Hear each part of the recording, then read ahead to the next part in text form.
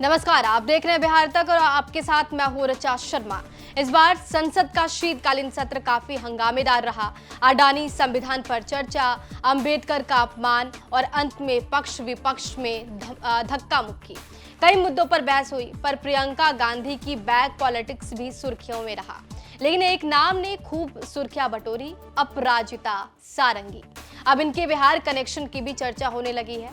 हुआ ये कि सत्र के दौरान प्रियंका गांधी ने सबसे पहले मोदी अडानी भाई भाई वाला बैग दिखाया। उसके बाद फिलिस्तीन के समर्थन वाले बैग की भी चर्चा हुई। और इतना ही नहीं, प्रियंका गांधी बांग्लादेश के हिंदुओं के समर्थन वाले बैग के साथ भी नजर आई।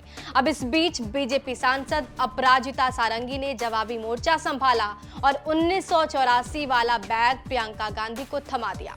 इस बैग ने सिख दंगे की याद दिला दी। दरअसल बीजेपी सांसद अपराजिता सारंगी ने कांग्रेस नेत्री प्रियंका गांधी को एक बैग गिफ्ट कर दिया, जिस पर 1984 लिखा हुआ था। खून के धब्बे भी बने हुए थे। खून से सना ये जो बैग है 1984 के सिख दंगों की याद दिला रहा था। 1984 में हुए दंगे के दौरान प्रियंका गांधी के पिता और पूर्व प्रधानमंत्री राजीव गांधी की सरकार थी, इसलिए सारंगी ने ऐसा किया। बैग को गिफ्ट करने के बाद अपराजिता सारंगी ने बताया कि जैसे ही उन्होंने प्रियंका गांधी को ये बैग दिया, प्रियंका गांधी ने ये बैग तो स्वीकार कर लिया, लेकिन कुछ भी नहीं कहा।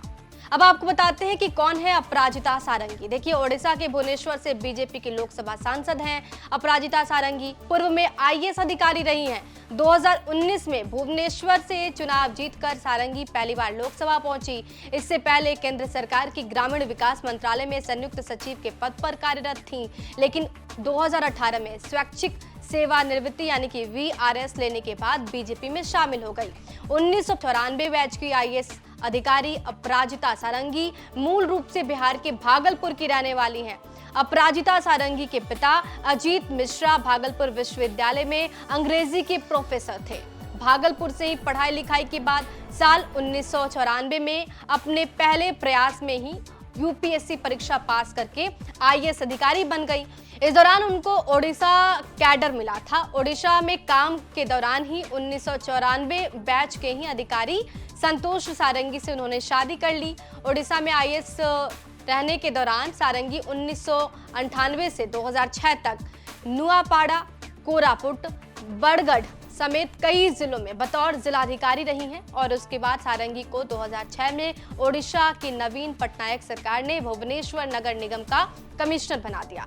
इसी दौरान उन्होंने कई अमूलचूक काम भी किए और जिसको लेकर सारंगी चर्चा में आ गई।